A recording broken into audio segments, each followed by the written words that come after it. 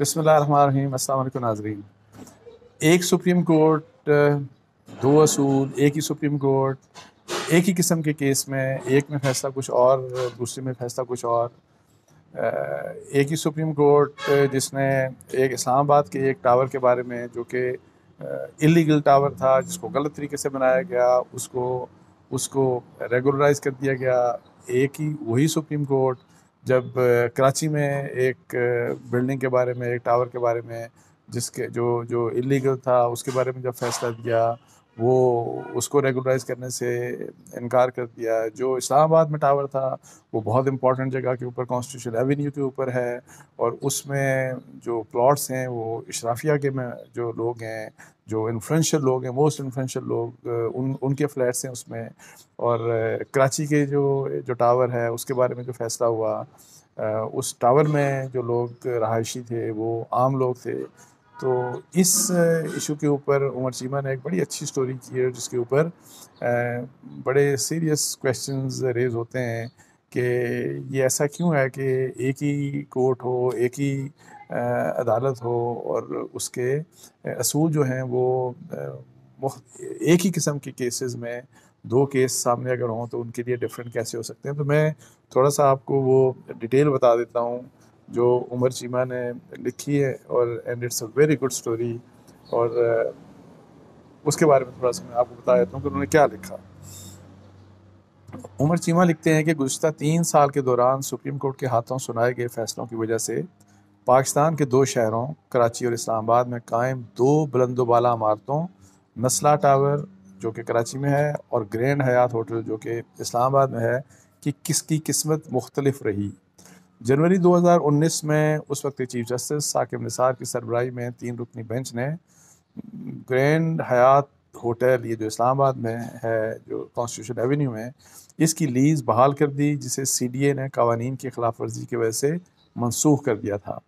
یہ plot Messrs B N P کو Grand حیات ہوٹل کی تعمیر کے لیے دیا گیا تھا، لیکن اس کے بجائے کمپنی نے 40 منزلہ لگژری فلیٹس تعمیر کر دیے تھے۔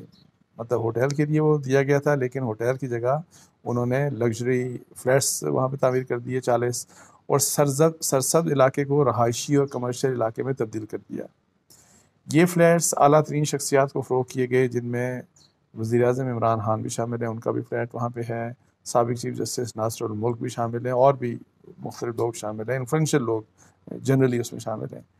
تو یہ جو فرم تھی جس نے یہ بنایا، جس کو یہ لیز دی اور جس کے حق میں سپریم کورٹ نے فیصلہ کیا، ان کا نام عبدالحفیظ پاشا اس کے مالک ہیں، اور جو وزیر اعظم عمران خان کے قریبی دوست بتائے جاتے ہیں۔ یہ انہوں نے لکھا ہے عمر چیمہ نے۔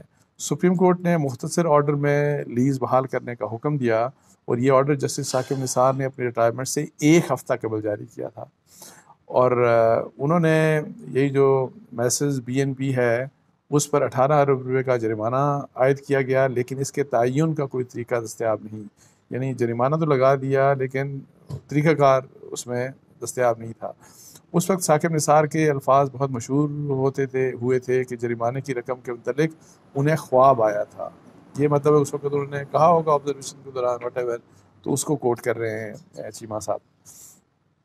اچھا، سی ڈی اے کی درخواست مسترد کرتے ہوئے سابق چیف جسٹس نے سوال کیا کہ سی ڈی اے 13 سال سے سو رہا تھا کیا، اور اب جب 2 ٹاور تعمیر ہو چکے تو ادارہ کہتا ہے کہ یہ عمارت مرگلہ ہلز کے نیشنل پارک ایریا کے حدود میں آتی ہے، جہاں رہائشی اپارٹمنٹس تعمیر نہیں ہو سکتے، اس لیے انہیں منہدم کیا جائے، مطلب ان کو ڈیمالش کر دینا چاہیے، اور یہ بات وہ بتائی جا رہی ہے۔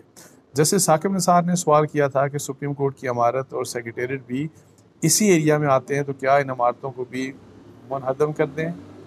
انہوں نے کہا کہ اب دیکھیں کہ کس قسم کے آبزرویشنز ہیں، آپ ذرا سنیے گا، پھر آپ آگے بھی چلیے گا۔ ایسے تو آدھا اسلام آباد غلط تعمیر کیا گیا ہے۔ کئی لوگوں نے اس پر حیرانی کا اظہار کیا تھا اور کہا تھا کہ جب تفصیلی فیصلہ آئے گا تو دیکھیں گے کہ لیز کی بحالی کے پیچھے کیا منطق ہو سکتی ہے۔ 3 سال گزر چکے لیکن تفصیلی فیصلہ نہیں آیا، آج تک تفصیلی فیصلہ نہیں آیا۔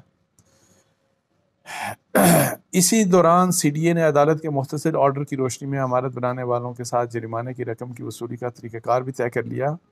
3 سال بعد چیف جسٹس، اب وہ دیکھیں یہ ایک ٹاور کی کہانی ہو چکی، اور اس وقت چیف جسٹس کہتے ہیں کہ آدھے سے زیادہ اسلام آباد جو ہے وہاں پہ عمارتیں انلیگل بنی ہوئی ہیں، اور انہوں نے مطلب اس کی ریگولرائزیشن کی طرف وہ چلے گئے. اور آپ یاد ہو گئے عمران خان صاحب کا جو بنی گالہ میں گھر ہے اس کو بھی ریگولرائز کیا گیا. اور مجھے نہیں پتا کہ بنی گالہ میں اور بھی لوگ، کیونکہ وہاں پہ سینکڑوں لوگ رہتے ہیں، مجھے یہ نہیں پتا کہ باقیوں کو بھی ریگولرائز ابھی تک کیا جا سکا کہ نہیں. اور اسی کی بنیاد کے اوپر اسلام آباد میں کچھ اور جگہوں کے اوپر بھی یہی پروسیس کیا جانا تھا، لیکن میرا نہیں خیال کہ یہ ریگولرائزیشن پروسیس ابھی تک ہو سکا. اب دوسری طرف چیمہ لکھتے ہیں کہ 3 سال کے بعد چیف جسٹس گلزار احمد، جو آج کل کے چیف جسٹس ہیں، نے کراچی میں 15 منزلہ نسلہ ٹاور گرانے کا حکم دیا، اور حکم یہ دیا کہ فلیٹس اور کمرشل یونٹس کے خریداروں کو رقم ریفنڈ کی جائے. عدالت نے اپنے فیصلے میں کہا کہ پورے ریکارڈ کا جائزہ لینے اور رپورٹس کی اسکروٹنی کے بعد عدالت کو اس بات پر کوئی شک نہیں کہ ٹاور انکروچمنٹ کی زمین پر بنایا گیا ہے، اور اس کی وجہ سے سروس روڈ بھی بند ہو گئی ہے. اگرچہ کئی لوگوں نے عدالت کے اس فیصلے کو سراہا کہ اس فیصلے سے ریئل اسٹیٹ ڈیولپر کی قانون کی خلاف ورزی کے معاملے میں غصہ شکنی ہوگی، اور انہیں پیغام جائے گا کہ ایسی خلاف ورزی کو برداشت نہیں کیا جائے گا. لیکن دوسری طرف لوگ ثاقب نثار کو سنائے گئے فیصلے پر تنقید کرتے نظر آئے. نسلہ ٹاور کیس میں بینچ کے 2 دیگر ارکان میں جسٹس اعجاز الحسن اور جسٹس قاضی محمد امین شامل ہیں. اتفاق کی بات یہ ہے کہ جسٹس احسن اسی بینچ کا حصہ تھے جس نے گرینڈ حیات ہوٹل کی لیز بحال کی تھی. سی ڈی اے نے اس وقت بینچ میں جسٹس احسن کی شمولیت پر اعتراض اٹھایا تھا کہ ماضی میں وہ میسرز بی این پی کے وکیل رہ چکے ہیں. اس پر چیف جسٹس ثاقب نثار نے اعتراض مسترد کرتے ہوئے کہا تھا کہ ماضی میں جسٹس احسن کی میسرز بی این پی کے ساتھ وابستگی کا اس کیس سے کوئی تعلق نہیں. جہاں تک میسرز بی این پی کا تعلق ہے تو کمپنی کا قیام 2005 میں گرینڈ حیات ہوٹل کے پلاٹ کی نیلامی سے پہلے عمل میں آیا تھا. قبل ازیں کمپنی کے 3 پارٹنر تھے جو بعد میں الگ ہو گئے، اور اب پاشا واحد مالک ہیں. سی ڈی اے حکام کے ساتھ پس منظر میں ہونے والی بات چیت اور کیس سے جڑے وکلاء سے گفتگو سے معلوم ہوا، یہ چیمہ کہتے ہیں، کہ کمپنی نے اب تک صرف 1 ارب روپیہ ادا کیے، اور وہ بھی 2012 میں. ادائیگی کا شیڈیول کئی مرتبہ تبدیل ہوتا رہا، جبکہ مذاکرات کے بعد ادائیگی کے طریقہ کار کے تعین کے بعد اب پہلی قسط جنوری 2022 میں ادا ہونا ہے. یہ ظاہر ہے بڑا ایک امپورٹنٹ، بڑی اچھی اسٹوری ہے کہ جو ہمارے ملک میں ایک ہی قسم کے کیسز جو ہیں ان کے متعلق کس قسم کے مطلب ہے کہ ڈفرینٹ اصول اور ڈفرینٹ اس کے لیے ریزنز دیے جاتے ہیں. اور میں کل سن رہا تھا کہ کل چیف جسٹس صاحب کراچی میں یہی بات کر رہے تھے کہ آدھا کراچی مطلب ہے کہ وہاں پہ لیگل کنسٹرکشن ہوئی ہے. تو وہاں پہ اب ظاہر ہے کراچی کے بارے میں مطلب ہے کہ وہاں پہ کس قسم کے فیصلے ہو رہے ہیں، اسلام آباد میں جب یہ ہوا یہ کس قسم کے فیصلے ہوئے. اور یہاں پہ میں آپ کو ایک اور بات بتا دوں کہ یہاں پہ ایگرو پلاٹس جب دیے گئے تھے اسلام آباد میں، اور بہت امیر لوگوں کے پاس، بہت جو انفلوئنشیل اشرافیہ کے پاس یہ پلاٹس ہیں، جن میں جنرل مشرف بھی شامل ہیں، جن میں اور بھی جرنیل اور بہت سے لوگ شامل ہیں جن کے یہاں پہ ایگرو پلاٹس ہیں، اور جس میں انہوں نے بہت بڑے بڑے گھر بنائے ہوئے ہیں. وہاں پہ سی ڈی اے کے قانون کے مطابق وہاں پہ آپ ایک لمٹ سے زیادہ گھر نہیں بنا سکتے تھے، بیکاز بیسیکلی یہ ایگرو پلاٹ اس لیے بنائے گئے تھے کہ اسلام آباد کی جو سبزیوں اور سبزی وغیرہ کی جو ضروریات ہیں، پولٹری کی ضروریات ہیں، وہ پوری کی جائیں.